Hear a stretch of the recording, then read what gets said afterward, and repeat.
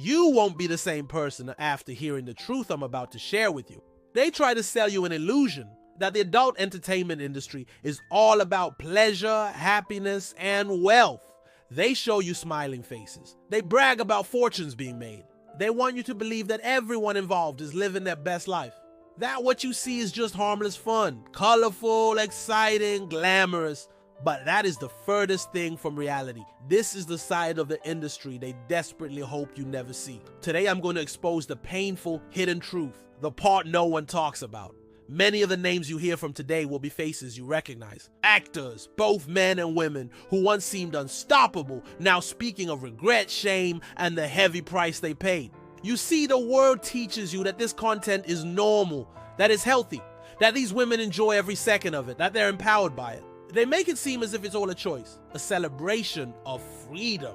But when you strip away the bright lights and the fake smiles, what remains is pain, exploitation, broken families, shattered dreams. And let me warn you, the stories you're about to hear are raw, explicit, and heartbreaking. Viewer discretion is strongly advised, because after this, you may never look at the world the same again. One woman spoke about her time at the height of the industry. She was considered one of the best, the most popular. But what people never saw was the pressure behind the scenes, the push to perform more extreme, more humiliating acts. She said, "It got so extreme, so abusive. I don't even want to go into details. Some things happened to me that I wish had never happened. Things that I still carry deep shame for." Another star broke down mid-interview, crying over everything she had lost.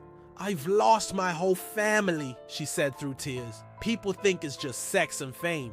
But what they don't see is the way it rips apart your real life. Dating becomes almost impossible. Family relationships are destroyed. The shame never leaves you." She spoke about how even the thought of having children terrifies her. Not because she does not want to be a mother, but because she's afraid her child will grow up facing judgment and cruelty because of her past. It wasn't just her. Another woman shared how the industry first lured her in. It started innocently, a suggestion for modeling, compliments about her looks. Professional offices, friendly faces, clean studios, everything felt safe, respectable. Until one day, without realizing it, she was signing away her future. She said, "I had no lawyer. I had no one looking out for me. I was just a young woman trying to survive. They saw me as a product, nothing more." The toll it took on her was deep, not just physically, but emotionally. She spoke of post-traumatic stress, of shame that lingered long after she left. "I lost my right to privacy," she said. "One Google search. That's all it takes to find the worst days of my life." And then there's the man who spoke of how pornography warped his mind, how it twisted the way he viewed women, turning human beings into objects for pleasure. He admitted, "I lost the ability to have a real loving relationship. I fooled myself into thinking I could separate the two. I couldn't." One day after filming a scene, he sat alone in his car, turned off the engine, and broke down sobbing. That was the day he realized he couldn't take it anymore. He walked away from everything, the money, the fame, just to save what little was left of his soul. For some, the escape was even harder. One woman shared how deep into addiction she fell.